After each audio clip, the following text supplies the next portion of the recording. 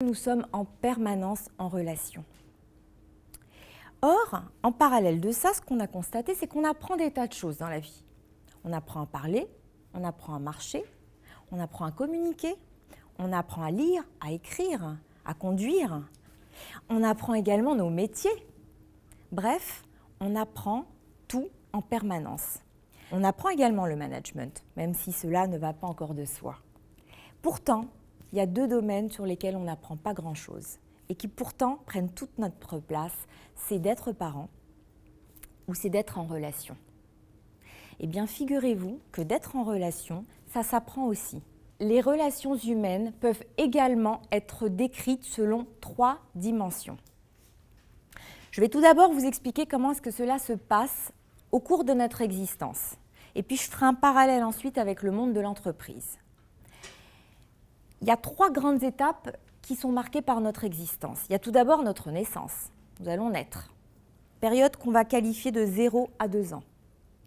Puis ensuite, il y a la période d'autorité qui va venir de 2 à 4 ans.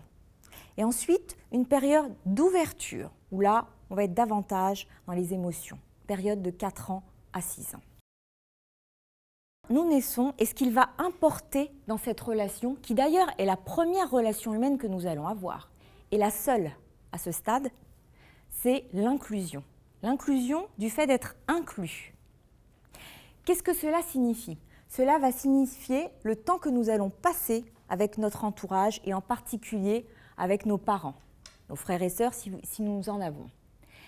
Regardez ce magnifique contact qui passe par ce regard, ce magnifique sourire que l'enfant rend bien à sa maman.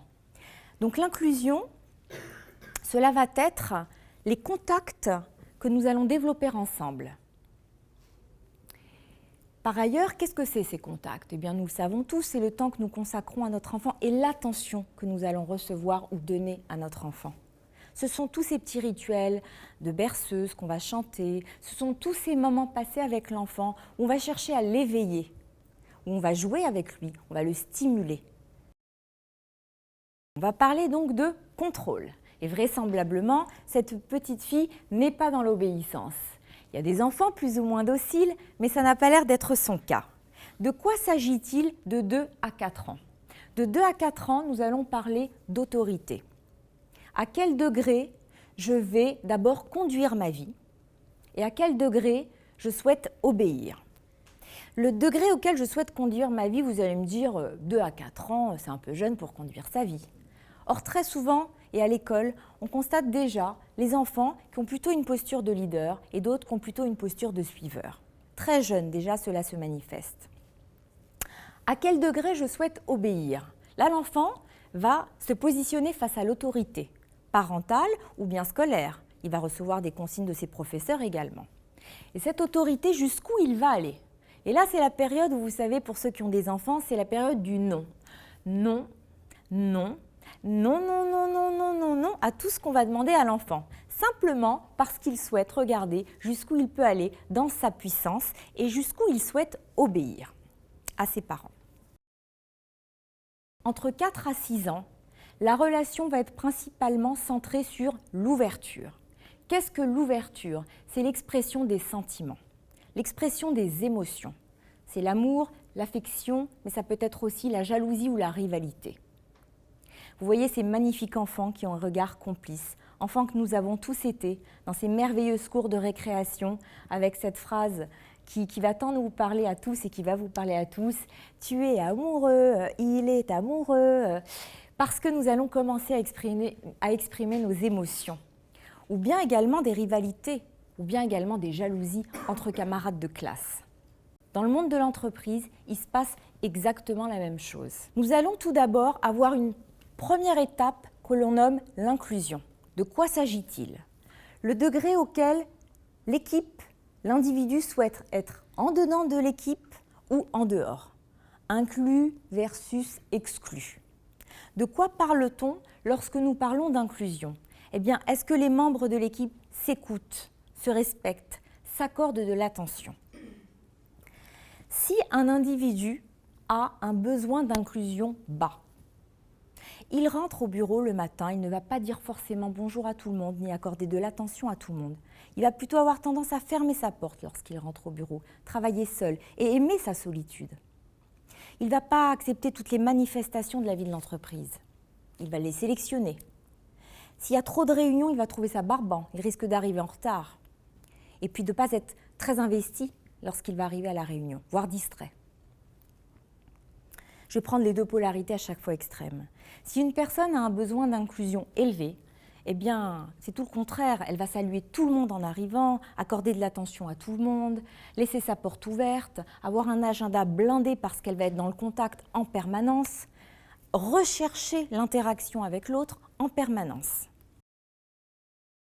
Lorsque nous parlons de contrôle, vous l'aurez compris, cette notion, encore une fois, est bien investie dans les entreprises. Nous parlons donc de la responsabilité, nous parlons des rôles et nous parlons des décisions. Est-ce qu'elles sont partagées ? Là, nous parlons du degré auquel nous souhaitons être au-dessus, ce qu'on peut appeler le leadership, ou bien au-dessous, plutôt le suiveur. Si un individu a un besoin de contrôle bas, il ne va surtout pas prendre de responsabilité. Il aurait bien trop peur que s'il prenait une mauvaise décision, cela lui serait reproché.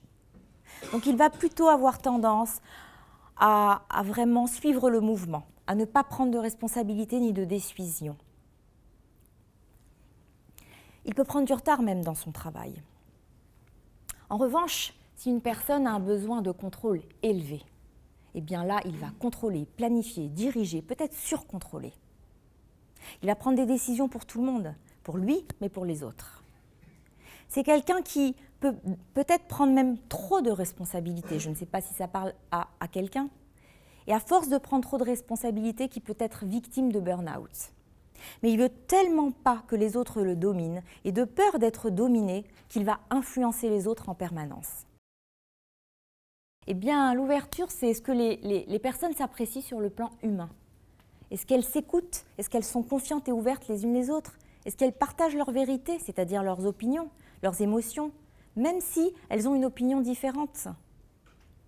Allez dire à son patron qui vient de vous dire « le projet est génial, hein, il est grandiose hein », alors que vous pensez le contraire. Qu'est-ce que vous allez lui dire ? Là, on va parler du degré auquel on souhaite être ouvert versus fermé. Une personne qui a un besoin d'ouverture bas va être distant avec les autres, superficielle. Elle va avoir des relations impersonnelles, parler de sujets impersonnels. Et elle ne veut surtout pas que les autres fassent différemment.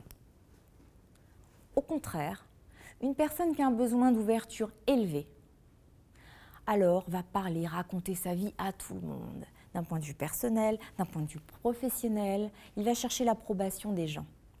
Il va vouloir se faire aimer, se rendre aimable pour cela.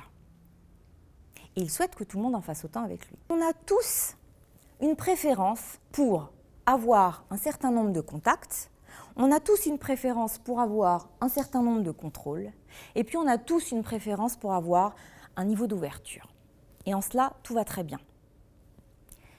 Le problème qui pourrait se poser, c'est lorsque deux personnes ont des préférences opposées, c'est-à-dire un juste besoin, prenons l'exemple de l'inclusion, un juste besoin de contact différent. Si nous manquons de flexibilité par rapport à notre besoin, il est évident que tout le monde veut aller vers son besoin. C'est le connu, c'est plus simple. Mais si nous campons sur notre position et donc sur ce besoin en manquant de souplesse vis-à-vis de notre environnement, eh bien la relation risque d'être difficile et compliquée, voire bloquante. L'estime de soi a un impact fort sur nos comportements et nos relations. Il est évident que si je n'ai pas une bonne estime de moi, doute, hésitation, ou au contraire arrogance, que je vais plutôt ne pas vous regarder lorsque je vais vous parler, avoir un regard fuyant, regarder mes pieds lorsque je vous parle, eh bien, ma relation à l'autre va en pâtir et l'échange, donc, va en pâtir.